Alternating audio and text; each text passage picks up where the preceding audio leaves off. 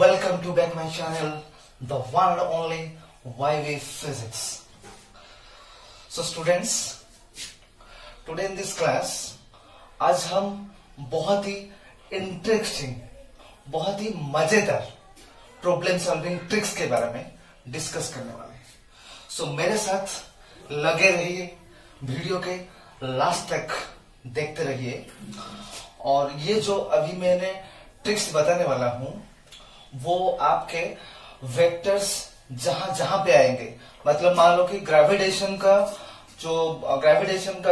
Force का जो superposition principle को बेस करके जितने भी प्रॉब्लम्स होंगे, और यहाँ पे भी इलेक्ट्रोस्टैटिक्स में फोर्स का सुपरपोजिशन प्रिंसिपल में जितने भी प्रॉब्लम्स आएंगे, इलेक्ट्रिक फील्ड इंटेंसिटी आगे होने वाला है उसमें भी जितने भी प्रॉब्लम्स आएंगे सुपरपोजिशन प्रिंसिपल को बेस करके. और वेक्टर्स आप जहां पे वेक्टर्स को बेस करके प्रॉब्लम सॉल्व करने वाले हैं वही पे ये अभी मैंने कुछ ट्रिक्स और रूल्स बताऊंगा.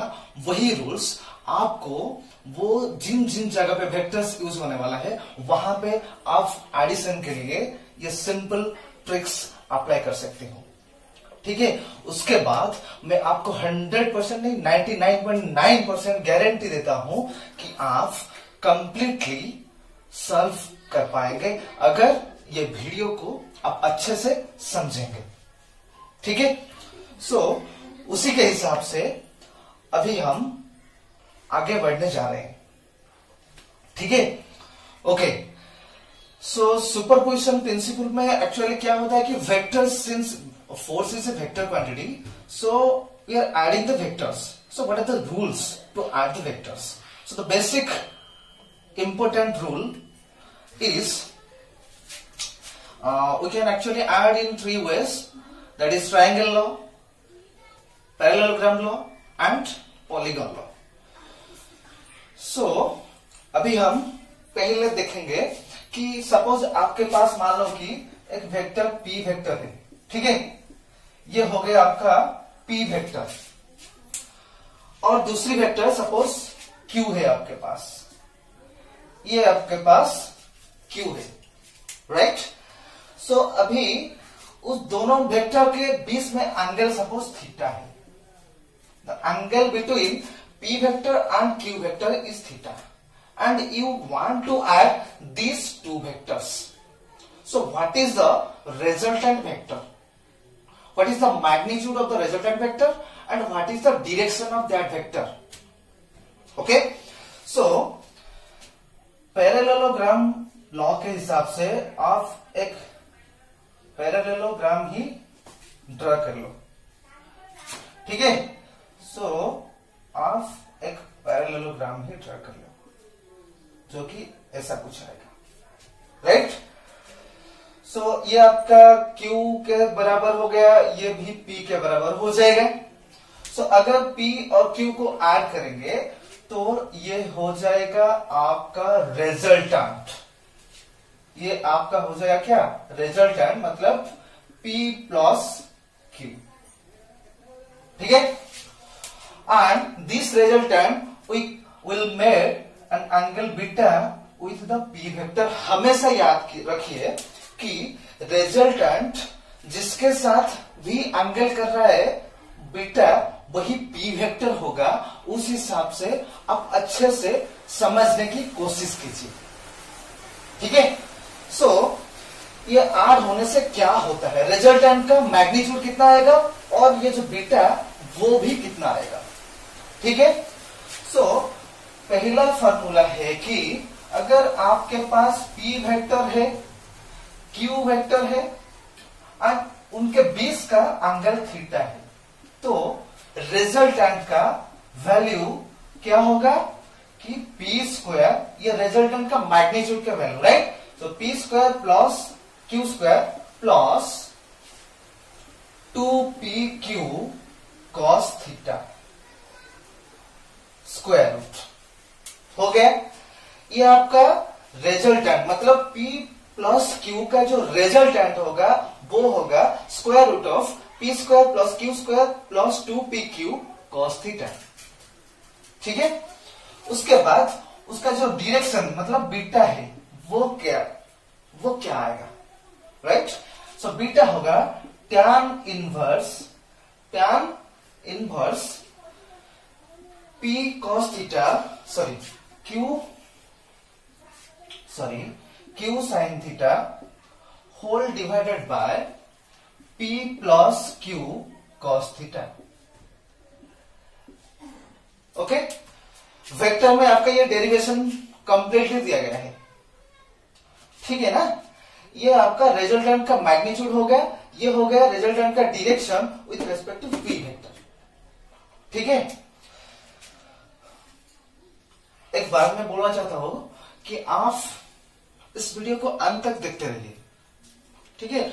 और अगर आप चैनल पे नए हो तो सब्सक्राइब जरूर कीजिए, और ये क्लास कैसा लगा आप कमेंट में भी कमेंट मुझे कर सकते हो। ओके, उस हिसाब के साथ हम नेक्स्ट रूल की तरफ बढ़ेंगे कि अगर उनके बीच का एंगल जो है अगर वो 0 डिग्री है, मतलब P है आपके पास, Q वेक्टर भी है, और उनके बीच का जो एंगल थीटा है ना वो 0 है।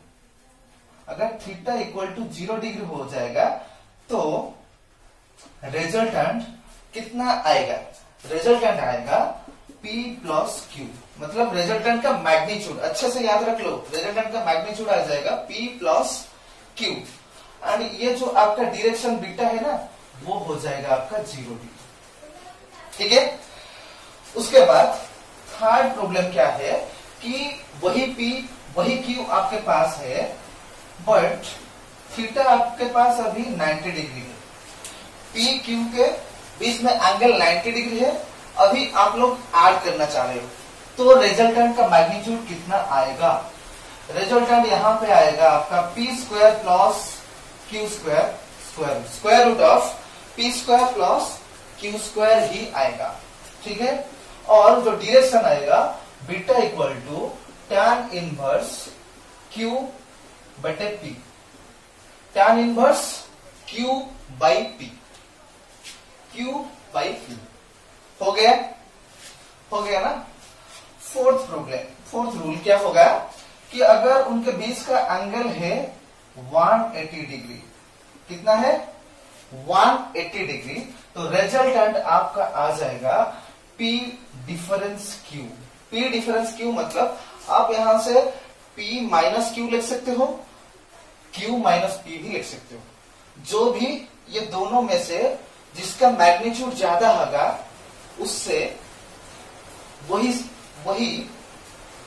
माइनस हो, मतलब अगर P ज्यादा है तो P माइनस Q लिखोगे, अगर Q ज्यादा है तो Q माइनस P भी लिखोगे। ओके, देन बीटा आपका आ जाएगा 0 आएगा, और 180 डिग्री भी आ सकता है, ठीक है। 0 कब आएगा, अगर P ज्यादा है तो P माइनस Q होगा, P माइनस Q होने से रिजल्टेंट इसी डायरेक्शन में आएगा, सो 0 डिग्री हो जाएगा। अगर Q ज्यादा है तो Q माइनस P होगा, सो रिजल्टेंट Q के डायरेक्शन में आएगा, इस तरफ आएगा, सो रिजल्टेंट इस तरफ आएगा, तो P के साथ कितना एंगल होगा 180 डिग्री होगा, ठीक है। अभी तक समझ में आ रहा है कि नहीं, ठीक है। ये अभी 4 जो रूल्स है ये अच्छे से आप नोट डाउन कर लीजिए, ये हमेशा आपके साथ रहेगा। अब हमेशा वेक्टर एडिशन में ये हमेशा रूल यूज ही होने वाला है, ठीक है। ओके, हो गया ना। ओके,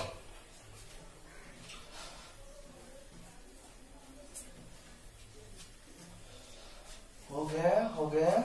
ओके, उस हिसाब के साथ अभी नंबर फिफ्थ क्या है कि अगर P vector and Q vector का मैग्नीट्यूड इक्वल हो गया, दोनों का मैग्नीट्यूड इक्वल है और उनके बीच का एंगल थीटा है, मतलब कोई भी 0, 180 कोई कुछ भी हमको पता नहीं है, अगर थीटा है तो उस हिसाब से रिजल्टेंट आएगा आपका 2P cos theta by 2। P आप लिख सकते हो 2P cos थीटा बाई 2 लिख सकते हो, 2Q cos थीटा बाई 2 लिख सकते हो, क्योंकि P इक्वल टू Q आपके पास यहां पे है, ठीक है। और बीटा कितना आ जाएगा बीटा आपके पास हो जाएगा theta by two, theta by two आपके आ जाएगा। ओके ओके, नेक्स्ट रूल है, अगर P इक्वल टू क्यू है बट थीटा 0 डिग्री, थीटा अगर 0 डिग्री होगा तो R इक्वल टू कितना आ जाएगा, थीटा यहां पे 0 पुट करने से cos 0 is 1, so only 2P ही आएगा, और बीटा कितना आ जाएगा, 0/2 इज 0 डिग्री। ओके, नेक्स्ट 7 है, अगर P इक्वल टू क्यू है बट थीटा इज 60 डिग्री है।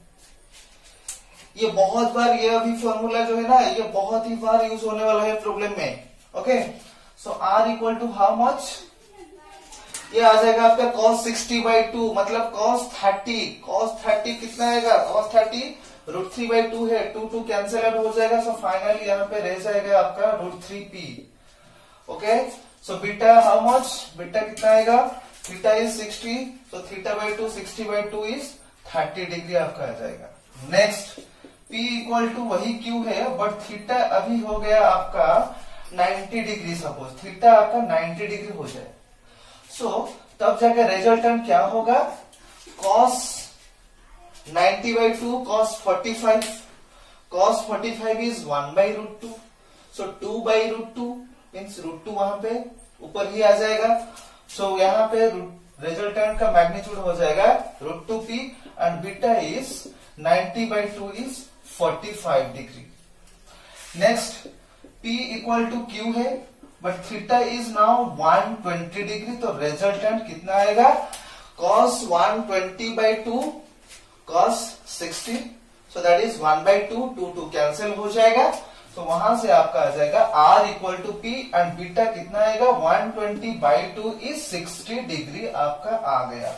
Next number 10 and this is the last rule, so P equal to Q है but theta is now 180 degree, तब जाके R कितना आएगा, तब जाके R कितना आएगा, cos 180, मतलब cos 180/2 इज cos 90, जिसका वैल्यू 0 है, सो टोटल रिजल्टेंट 0 ही आ जाएगा, और अगर रिजल्टेंट ही कुछ नहीं है तो उसका डायरेक्शन कहां से आएगा, सो उसका डायरेक्शन कुछ भी नहीं आएगा।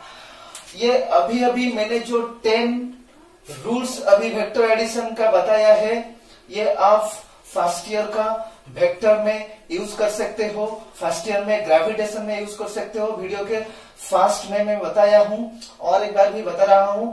अभी इसके बाद जो इलेक्ट्रोस्टैटिक्स का जो फोर्स का सुपरपोजिशन प्रिंसिपल है, उसी का जो प्रॉब्लम्स है, वहीं पे भी ये फॉर्मूलाज यूज होने वाला है, फ्रीक्वेंटली यूज होने वाला है। ये अच्छे से, ये 10 फॉर्मूलाज, 10 रूल्स आप अच्छे से समझ लो, रूल्स याद कर लो, जो कि आपको आगे जाके बहुत ही क्या यूज होने वाला है।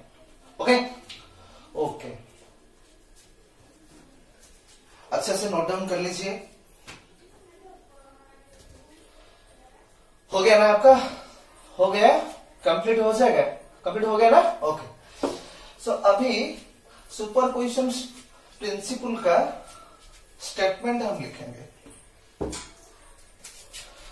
सुपरपोजिशन प्रिंसिपल फॉर फोर्स का सुपरपोजिशन प्रिंसिपल क्या है, आप अच्छे से समझिए। मान लो कि आपके पास एक सिस्टम है जिसपे 4 चार्जेस है, सपोज यहां पे एक चार्ज है, यहां पे ये हो गया आपका, यहां पे सपोज Q है, ये Q1, ये Q2, ये Q3। ओके, सो टोटल आपके पास 4 चार्जेस है एक सिस्टम पे। सो आप निकालना चाहते हो कि Q चार्ज के ऊपर कितना फोर्स आएगा। ओके, सो हमको पता है कि इलेक्ट्रोस्टैटिक फोर्स है वो एक 2 बॉडी इंटरेक्शन वाला प्रॉब्लम है, मतलब हमेशा फोर्स 2 चार्ज के बीच में ही आएगा, पर यहां पे तो 4 चार्ज है। सो कैसे हम निकालेंगे, कैसे निकालेंगे कि अगर आपको पूछा गया है कि कोई भी एक चार्ज पे कितना फोर्स आ रहा है, तो वो चार्ज को आप टेस्ट चार्ज मान लेंगे। वो चार्ज को आप क्या मान लेंगे? Test charge. और उसको छोड़ के जितने भी चार्जेस है उनको आप सोर्स चार्ज ही मानेंगे। इस सिस्टम में अगर ये टेस्ट चार्ज हो गया, उसको छोड़ के ये तीनों चार्ज अभी आपका सोर्स चार्ज हो गया। जितने भी सोर्स चार्ज है उस हिसाब से उतने ही इंडिविजुअल फोर्स इस टेस्ट चार्ज के ऊपर आएगा। जितने भी सोर्स चार्ज है उतने फोर्स, इंडिविजुअल फोर्स इसके ऊपर लगेगा। पहले हम देखेंगे कि अगर Q1 इसके ऊपर फोर्स अप्लाई कर रहा है, कूलम्ब्स लॉ के हिसाब से हम लिखेंगे कि F1 इक्वल टू वो किस तरफ आएगा? ये अभी दोनों चार्ज पॉजिटिव है, मतलब लाइट चार्जेस है, तो रिपेल करेगा। रिपेल करेगा, कौन सा चार्ज रिपेल करेगा? ना Q1 रिपेल करेगा। किसके ऊपर फोर्स अप्लाई हो रहा है? Q के ऊपर फोर्स अप्लाई। कौन मूव करेगा? टेस्ट चार्ज ही मूव करेगा, Q ही मूव करेगा। किस तरफ मूव करेगा? एग्जैक्टली ऑपोजिट डायरेक्शन पे ही मूव करेगा। इसका डायरेक्शन इस तरफ ही आएगा, इस तरफ ही आएगा। ये हो गया आपका F1। मतलब Q1 के लिए Q के ऊपर फोर्स अप्लाई हो रहा है F1, that is how much beta Q1 into Q by R square. मतलब सपोज इसका सेपरेशन है R, आप लिख सकते हो कि F1 इक्वल टू कितना आएगा? अगर ये आपका R1 है तो आप लिख सकते हो कि beta Q1 divided by R1 square, magnitude square. But ये वेक्टर फॉर्म में है तो हम लिखेंगे कि क्या लिखेंगे? R1 Q आपका आ जाएगा और यहां पे R1 वेक्टर आ जाएगा। ठीक है, ये आपका हो गया। नेक्स्ट Q2 भी एक सोर्स है, वो भी फोर्स अप्लाई करेगा, वो भी इसको रिपेल करेगा। किस तरफ रिपेल करेगा? ना इसी तरफ ही रिपेल करेगा। ये सपोज R2 है, ये सपोज R2 है, तो ये आ जाएगा आपका F2 वेक्टर। कितना आएगा? ना beta Q1 divided by R2 cube into R2 vector.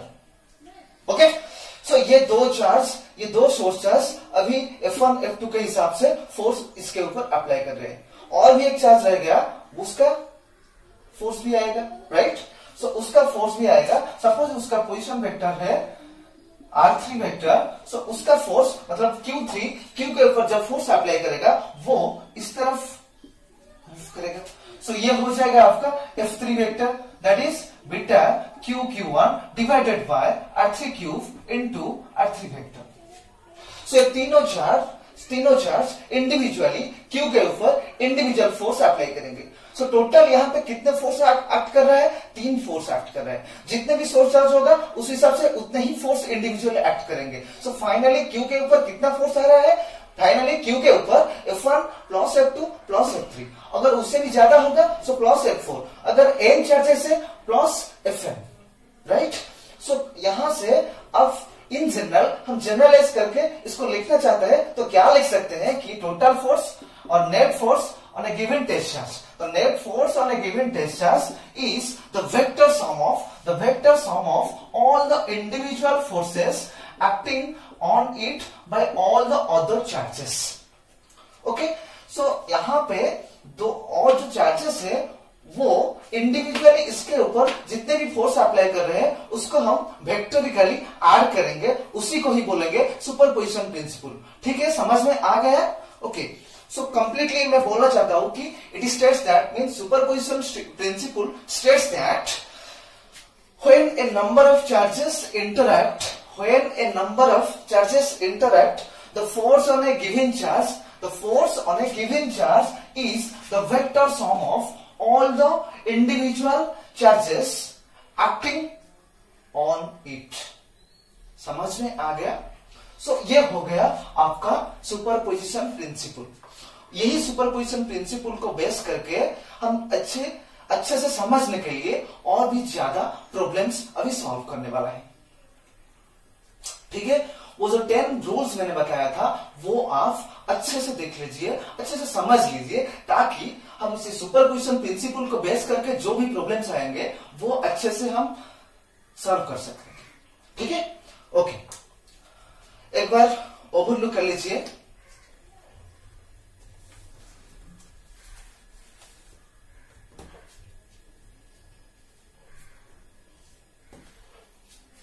हो गया?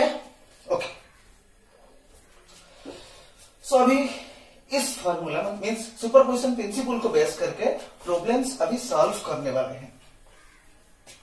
ठीक है, सो फर्स्ट प्रॉब्लम नंबर 1 क्या होगा कि मान लो 3 चार्ज है, वो स्ट्रेट लाइन पे है तीनों चार्ज। अगर ए पे चार्ज आपका मान लो कि क्यू चार्ज है, बी पे भी क्यू चार्ज है और सी पे भी क्यू चार्ज है।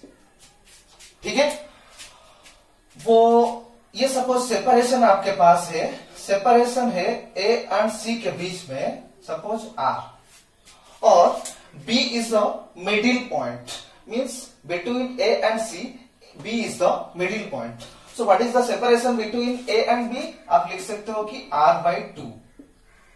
Separation between A and B is r/2 and separation between B and C is also r/2। So question पे आपको पूछा गया है कि आपको निकलना चाहते हैं मतलब एफ एट ए कितना आएगा, फोर्स एट ए कितना आएगा, ये फर्स्ट बिट है। सेकेंड बिट है कि एफ एट बी कितना आएगा।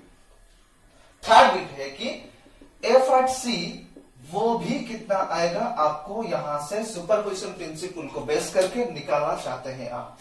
ठीक है, क्वेश्चन समझ में आ गया।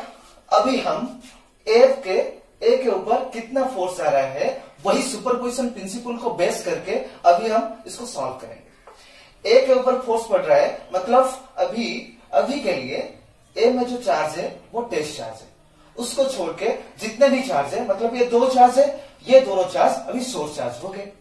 सो मैंने बताया था कि जितने भी सोर्स चार्ज होंगे उस हिसाब से उतने इंडिविजुअल फोर्स टेस्ट चार्ज के ऊपर आएगा। सो यहाँ पे 2 सोर्स चार्ज है, सो उस हिसाब से 2 फोर्सेस ए के ऊपर आएगा।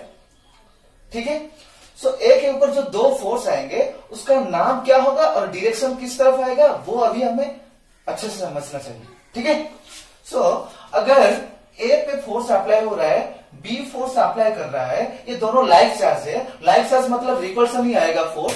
सो किस तरफ आएगा, ये बी फोर्स अप्लाई कर रहा है तो इस तरफ ये फोर्स आएगा मतलब टेस्ट चार्ज ही मूव करेगा। किस तरफ मूव करेगा, इसी तरफ ही मूव करेगा। सो ये हो गया एफ एट ए मतलब force at A due to B. B के लिए ए के ऊपर ये फोर्स आ रहा है, इस तरफ आ रहा है। उसके बाद सी भी फोर्स हो गया, सी भी आपका एक सोर्स चार्ज हो गया। सो वो भी फोर्स अप्लाई करेगा किसके ऊपर, ए के ऊपर। सो किस तरफ आएगा, इसी तरफ ही आएगा।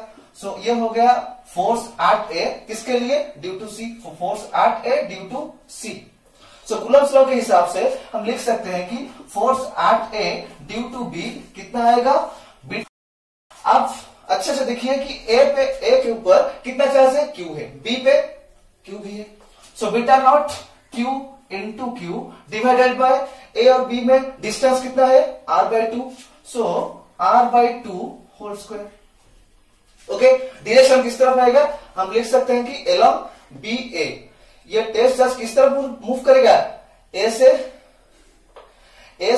लेफ्ट की तरफ मूव करेगा। सो हम लिख सकते हैं कि डायरेक्शन एलॉन्ग बी ए, राइट।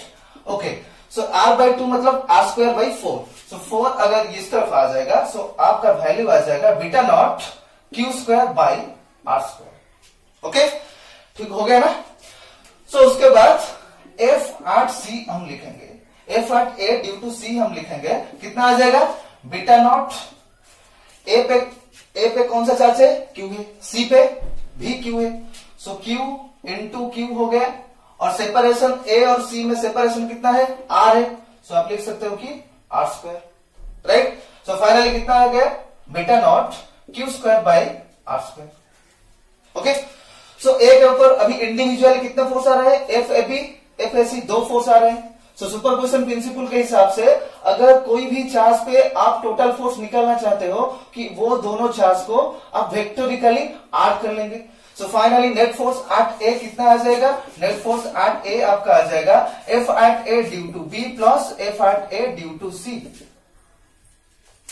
ठीक है, सो मैग्नीट्यूड के हिसाब से। और यहां पे ये since it is a vector quantity so it has also direction, वो किस तरफ आएगा, सी ए के तरफ आएगा। सो along सी ए।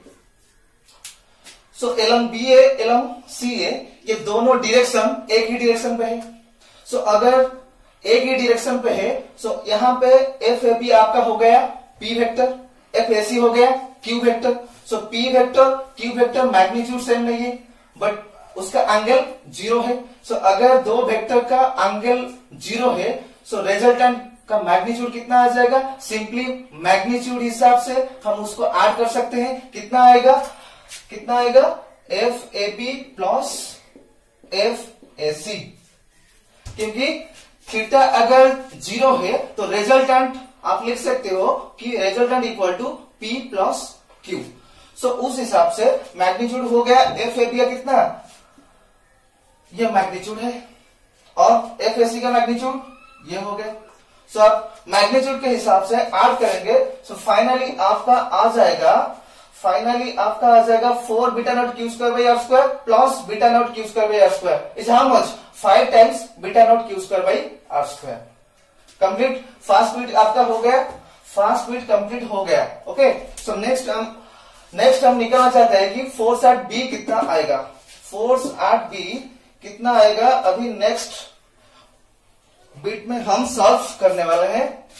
सो सेकेंड लाइन में हमको पूछा गया है कि बी के ऊपर कितना टोटल फोर्स एक्ट कर रहा है। अभी बी के ऊपर कितना फोर्स आ रहा है, अगर बी पे कितना फोर्स आ रहा है हम निकालना चाहते हैं, तो ये हो गया हमारा क्या? Test charge. इसको छोड़ के दो भी चार्ज है, वो हो गया हमारा सोर्स चार्ज। तो जितने सोर्स चार्ज है उस हिसाब से उतने इंडिविजुअल फोर्स आएंगे। सो इतने इंडिविजुअल फोर्स हम दिखेंगे, कितने इंडिविजुअल फोर्स आ रहे हैं, क्या क्या वैल्यू है, उनको सुपरपोजिशन प्रिंसिपल के हिसाब से हम ऐड करेंगे। ठीक है, सो फोर्स आ रहा है बी पे ए के लिए suppose. So force at B due to A, since these two charges are like charges, so A B को रिपेल करेगा। किस तरफ? इस तरफ। सो ये आपका हो जाएगा F at B due to A, right. So ये इसका डायरेक्शन किस तरफ आएगा? Along A B. उसके बाद अगर सी बी के ऊपर फोर्स अप्लाई करेगा, ये भी दो लाइक चार्जेस है, सी भी बी को रिपेल करेगा। किस तरफ? इस तरफ, मतलब लेफ्ट के तरफ रिपेल करेगा। So F at B due to C. So ये दोनों फोर्स ऑपोजिट डायरेक्शन में एक्ट कर रहे हैं।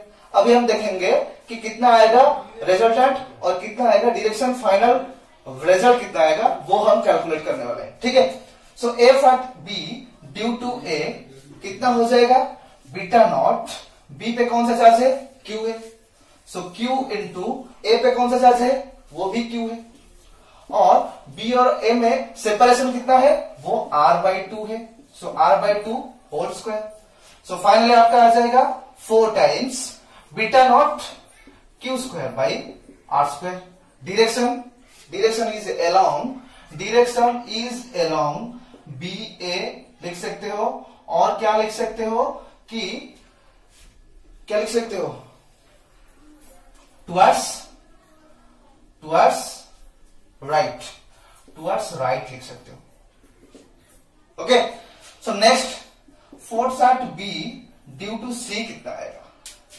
Force at B due to c, c b के ऊपर फोर्स अप्लाई करेगा। 8 मतलब वो टेस्ट चार्ज है, ड्यू टू मतलब वो सोर्स चार्ज है। सो यहां पे आ जाएगा बीटा नॉट, बी पे कितना चार्ज है? क्यू, सी पे भी क्यू चार्ज है, राइट, डिवाइडेड बाय उनके बीच में डिस्टेंस कितना है? R by 2। So are by 2 whole square, that will be equal to वही 4 times beta naught Q square by are square. Direction किस तरफ आएगा? B A. यहां पे लिखे थे along B A, sorry actually direction मैंने गलत लिखा था। एलोंग ए बी इस तरफ आएगा, एलोंग ए बी आएगा एक्चुअली। सो ये एक्चुअली हो जाएगा आपका एलोंग बी ए वेक्टर। सो वो आप लिख सकते हो कि टुवर्ड्स, ये जैसे आया था टुवर्ड्स राइट, वो आप लिख सकते हो कि टुवर्ड्स लेफ्ट। ठीक है, ये हो गया आपका टुवर्ड्स लेफ्ट। ये दोनों एक दूसरे के ऑपोजिट डायरेक्शन में एक्ट कर रहे हैं, मतलब थीटा यहाँ पे कितना हो जाएगा? थीटा यहाँ पे है 180 डिग्री। और भी आप देख लो मैग्नीट्यूड कितना है, मैग्नीट्यूड भी सेम है, मतलब P equal to Q, F B A equal to F B C, और एंगल 180 है, तो रिजल्टेंट कितना आएगा, 0 ही आएगा। Last formula P equal to Q, theta equal to 180, the resultant equal to 0 ही आएगा। So net force at B equal to 0। ये हो गया आपका, कंप्लीट हो गया ना। सो जिस हिसाब से हम निकाले हैं एफ एट ए कितना आया फर्स्ट बीट में, उस हिसाब से अगर आप अच्छे से समझे हो तो आप लिख सकते हो कि एफ एट सी कितना आएगा, वो भी आप अच्छे से लिख सकते हो। ठीक है, वो भी आप अच्छे से लिख सकते हो। अच्छे से अभी देख लो, अच्छे से देख लो।